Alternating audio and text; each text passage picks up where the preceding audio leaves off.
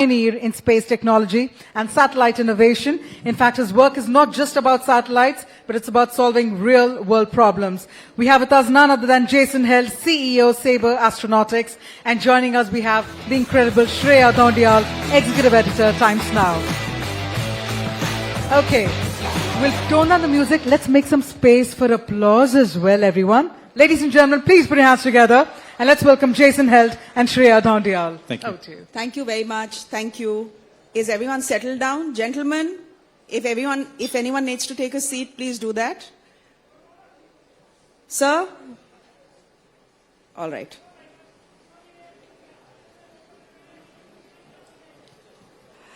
Dr. Hale, thank you very much for your time.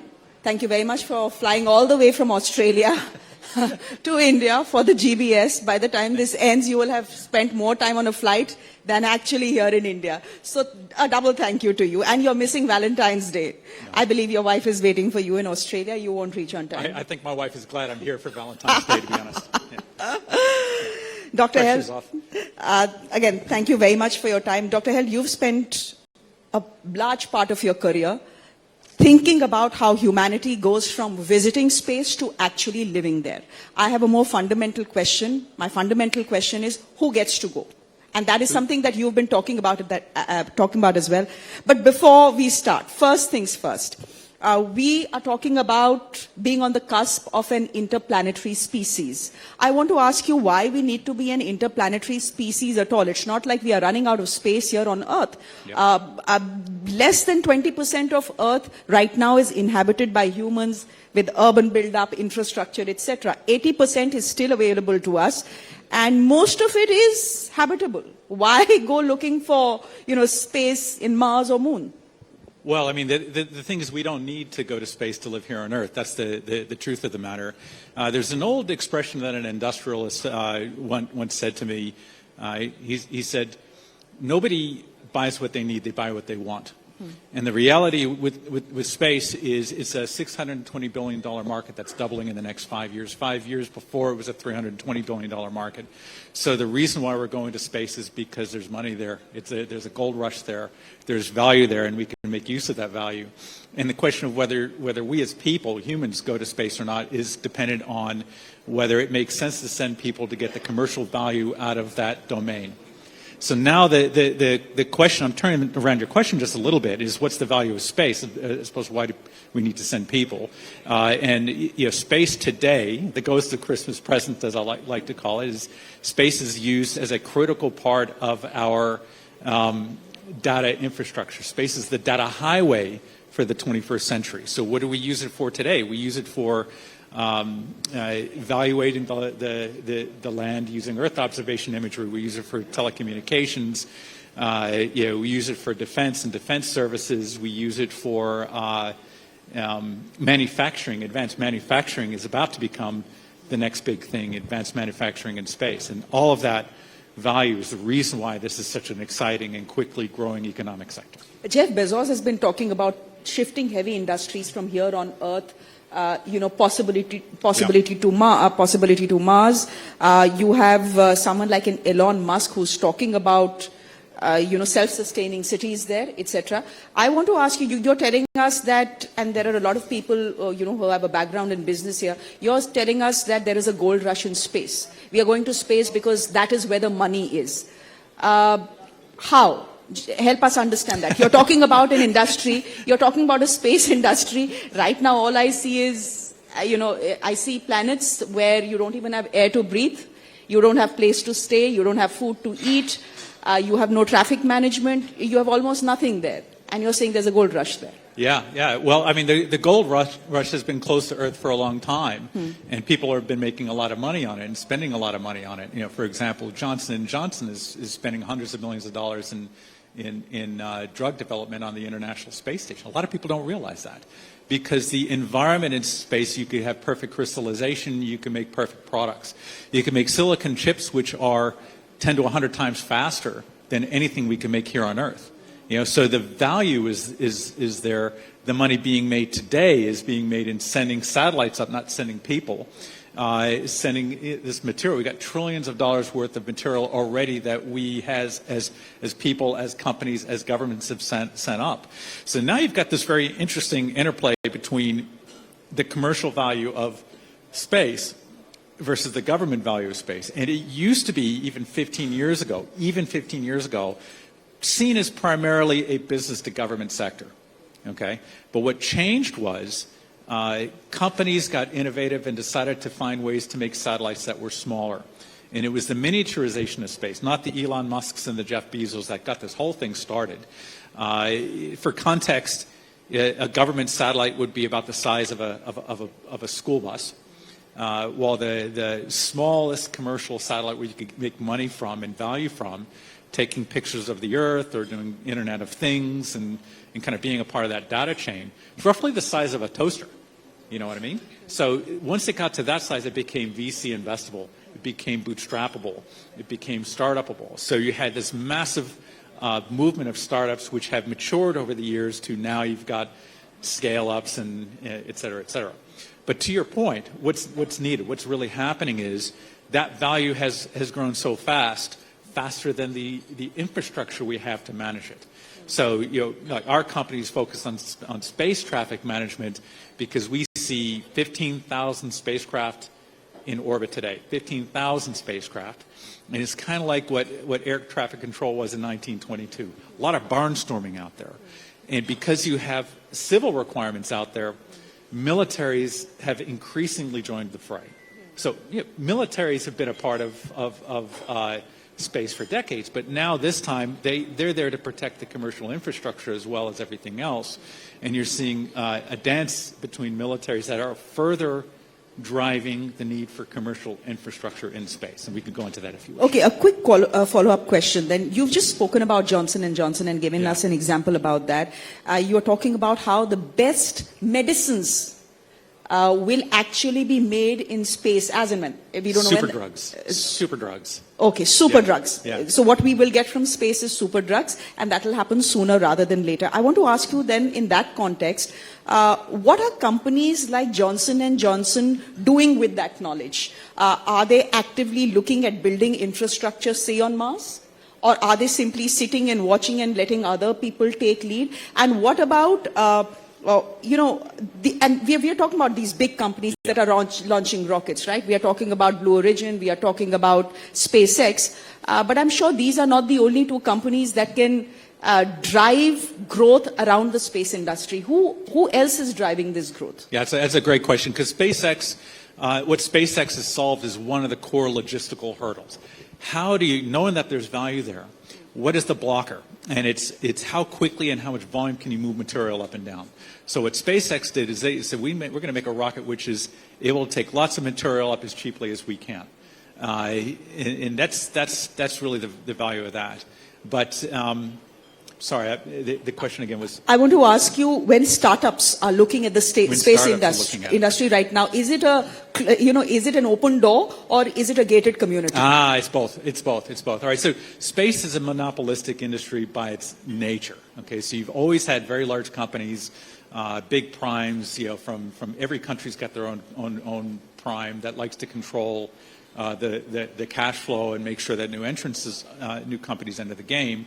And so a smaller business, a startup or an SME, their goal is to make something disruptive, just like the automotive industry, for example, just like the mining industry, for example. Mining is a good parallel to the space industry. An entry-level mine site in Australia will cost $250 million. So what do? You go to a VC, say, here's where the gold is, here's how much we need, and here's how much money we're going to make at the end of it. We'll make you $2.5 billion, here's your return. They have to convince them. Exactly the same for space. And it's a lot of companies these days are looking at manufacturing satellites that can maneuver quickly. That's the defense need. Okay, every defense right now is, every prime nation is looking at spacecraft which can maneuver and dogfight, because of the geopolitical tensions. The moment you have the requirement to that means you need to spend a lot of fuel. So now you got companies that are doing fuel depots in space, the first ones of those, and now you have the need to do mining of near areas. We're not talking about Mars bases, but now moon base starts to make sense. Now, asteroid mining starts to make sense because there's trillions of dollars in material. The only reason why it hasn't happened yet is because that kind of commercial need hasn't driven it. Can I ask you, what are the big impediments? When you see us becoming an interplanetary species, does it happen in our lifetimes? And right now, what are the big roadblocks? Fuel, you've spoken about fuel as a big roadblock, but I would imagine something as basic as oxygen would be a big roadblock as well, or no? Oh, absolutely. Oxygen, water, food, these are all logistics problems. I would see this as a program rather than a project, because a lot of people will visualize a moon base and a Mars base and say, aha, it's not possible, we can't do. What's going to happen in practice is a gradual march towards that future because of what people want to have, is they want to have business in space and leverage the value of space. We have seen over the last 20 years a occupation of the area around Earth called low Earth orbit. That's all the small satellites, and now it's a saturated area. Now satellites are having a hard time not colliding with each other. That's why you need space traffic. And we're seeing the same thing in further out, what they call the geosynchronous belt. That's where all the government satellites tend to be, and your major telecommunications satellites, and that's starting to get busy as well. So now you're starting to see companies that are just beginning. Manufacturing on orbit to leverage some of these capabilities that we're talking about. And I've seen the first 6 companies that are trying to tackle the problem of bringing stuff down to Earth. So SpaceX, solving the problem of getting things up there. Now we're saying bringing stuff down. So how do we get to that, to a base on the moon? Well, like I said, you have needs for fuel and material. Where's this material going to come from? So now you're talking about setting up a mining site or a research base out there. That's where the Artemis Accords comes in. By the way, it's interesting. Artemis Accords, normally a U.S.-led program like that, you would say it's going to die the next time a new president comes in. It's managed to survive Republicans and Democrats over the years. This is why. India is part of it, and which brings me to my next question. Yeah. So you have billionaires right now in space. You have governments in space, right? You have government-run agencies in space, and you have billionaires in the space business. And venture capital. And venture. But is this then, honestly, right now, just a rich boys club? And to democratize it eventually, well, it will happen eventually, but, in the long run, all of us are dead. Yeah, it's a great question. I'm a big fan of what I call the democratization of space, which means everyone from any part of this world can be a part of this industry that we love. And the challenge with space is not the fact that you got wealthy individuals and organizations, because let's face it, most of the $620 billion market, these days, a third of it is governments. Only a third is governments. That's what makes it interesting. Most of the rest of that is actually investor-driven, okay, which would be a mix of companies that invest in Elon and in Jeff Bezos, and also companies like ours and hundreds of companies around the world. And every nation right now is setting up their space agency, like Singapore just last week announced a $200 million space agency. It's the same. So that democratization is happening. What we need to avoid is the natural intent for big business to monopolize and vendor lock and vertically integrate. And the only way to solve that is for governments to make, people who are the customers have to enforce the best products from the best supplier. That's the only way to do it. Dr. Jason, the point is that, we have, of course, grown-ups in the audience, but we have young people who will probably be watching this broadcast on their television screens across India. These are young people who have seen someone like a Shubhanshu Shukla do a successful journey in space and come back. They have followed very closely the story of Sunita Williams, because she honestly represents global aspiration. This is a young lady with Indian origin, goes to America, American astronaut, global crew, etc., etc. But they are looking at all of it. And they are seeing reels go viral of landings and spacecrafts taking off and thinking to themselves, can we do this? Can we go to space as well? Realistically. What would your answer be to that question? Sunita was one of my heroes too. That's I wanted to go to space. I never made it.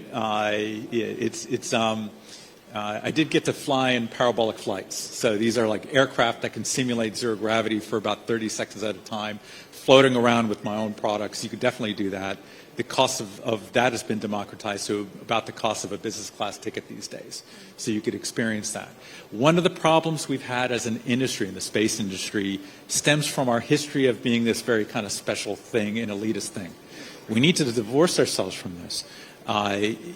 We put an astronaut on a pedestal, and when you get to know them, they're people like us. They got their own problems and lives and hopes and dreams, and they all retire and move to New Zealand to start a vineyard. It's kind of just like the rest of us. But the opportunity for young people these days is in entrepreneurialism for space, for sure. Flying in space yourself can happen in time, just like the moon base and the Mars base. It's the inevitable march of growth of the industry, and as more material is used, then you have more need for people up there to management, just like you need people down here to manage it.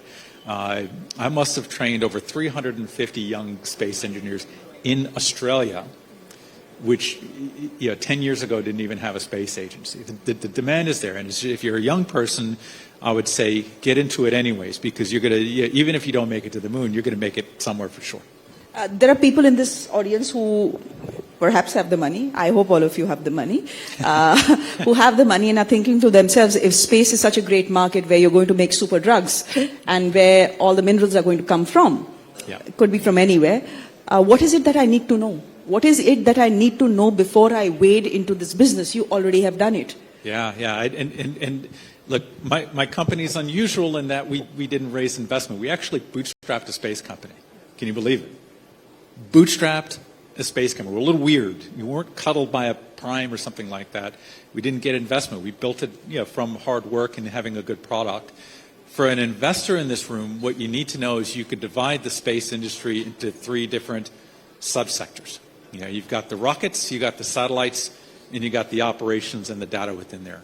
So when you're looking at pitch decks, it's just like you're looking at a pitch deck from any other industry that you've looked at. And I advise a lot of startups to not sell the sex appeal of the technology, get the investor motivated about the money you're going to make. And the opportunity is fantastic. There's no excuse for a company to say, we're going to Mars, but not telling you how to get there and how to capture the customer.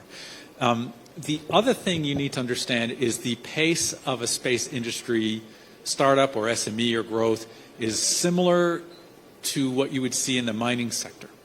There's a lot of good crossover mining investors, because you hit that valley of death a few years in, you make a product, and then it takes a few more years to get that first customer, and then the snowball happens. So if you're looking to return your investment quickly, then the story is stages of investment, and that's how you do it.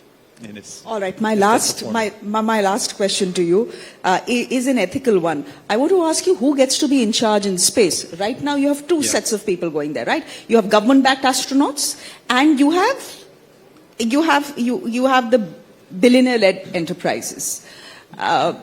And they have floated some ideas that are honestly civilizational ideas, which are great ideas, but the fate of humanity cannot be left in the hands of 3 billionaires or 4 governments. Who gets to be in charge? I got good news and bad news for you. The bad news doesn't get better with age, right? The reality is people who have the resources are going to be part of what makes it happen. You do have regulations in space that are reasonably robust that set how people behave. Nation states these days aren't necessarily following the rules that they've agreed to over the last decades, which is part of the problem. But the thing is, I don't see an ethical issue with that. Okay. The good news is, as this grows, because it's still very dynamic, there's still room for collaboration and cooperation in space, especially things like space traffic management. Things are flying. There is no jurisdictional that one nation owns space. It's physically impossible. And if satellites collide, it creates a debris field that risks themselves as well as their adversary potentially. So there's a natural incentive for collaboration that we need to kind of build on as part of our growth. Dr. Hale, we'll wrap it up here. Thank you so much for joining us. This is This has been a learning curve for me. Thank you so much. Absolute and good pleasure. to have you Yeah, here. Absolute pleasure. Thank you.